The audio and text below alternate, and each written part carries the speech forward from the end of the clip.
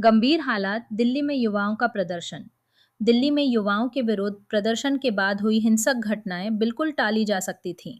Civil society समूहों द्वारा मुद्दा आधारित गोलबंदी अमूमन तब तक व्यवस्थित बनी रहती है जब तक उस समय की सरकार यह संकेत देती रहती है कि वह वाजिब चिंताओं को सुनने और उन पर बातचीत करने को तैयार है।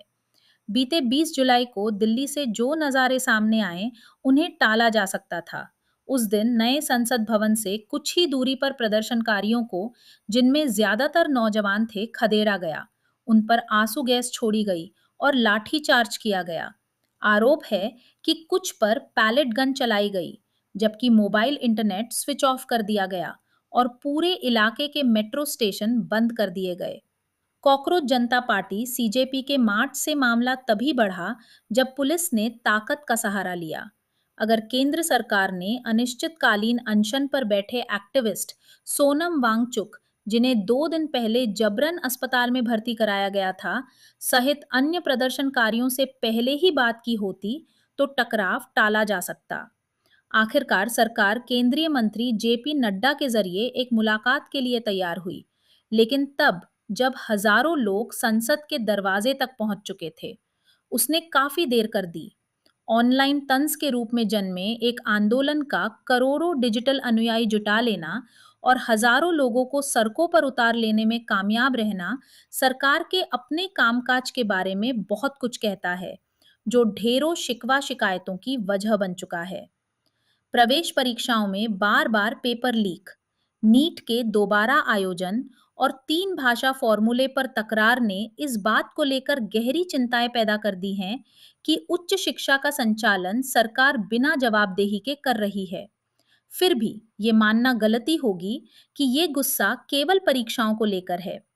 लगातार बढ़ रहे ये विरोध प्रदर्शन बेरोजगारी, ठहरे हुए वेतन और बढ़ती कीमतों से त्रस्त देश भर के युवाओं के व्यापक असंतोष की ठोस अभिव्यक्ति में बदल गए हैं। विरोध प्रदर्शनों की इस तीव्रता का एक कारण ये भी है कि अगर चुनाव नजदीक न हो तो नरेंद्र मोदी नीत भाजपा सरकार सिविल सोसाइटी की वाजिब चिंताओं के निवारण को कोई तवज्जो नहीं देती है। पिछले 12 से ज्यादा वर्षों में गलती सुधारने के कदम अक्सर चुनाव के समय उठाए गए हैं, न कि संसद सत्रों या जनता की बेचैनी के समय। साथ ही विधानसभा और संसदीय चुनावों में मिली करीबी चुनावी जीत को विराट जनादेश और लगातार बढ़ते सत्तावादी शैली के शासन के लिए लाइसेंस के रूप में देखा गया है। दिल्ली से इतर भी समर्थन पा रहे ये विरोध प्रदर्शन सत्तावादी शासन के खिलाफ श्रीलंका के अर्गलाया, नेपाल के जैनजी विद्रोह और बांग्लादेश के छात्र विप्लव की याद दिलाते हैं। हालांकि इनका पैमाना और मांगे तुलनात्मक रूप से काफी संकीर्ण हैं। इससे इनके पस्त पड़ने का इंतजार करने का लालच सरकार में नहीं जगना चाहिए। गलती सुधारने के बजाय उसने इन विरोध प्रदर्शनों को कांग्रेस नीत विपक्ष के साथ एक राजनीतिक द्वंद्व युद्ध का रूप देने और सिविल सोसाइटी व मीडिया में मौजूद अपने पिट्ठुओं के जरिए अपनी नाकामियों से ध्यान भटकाने की कोशिश की है।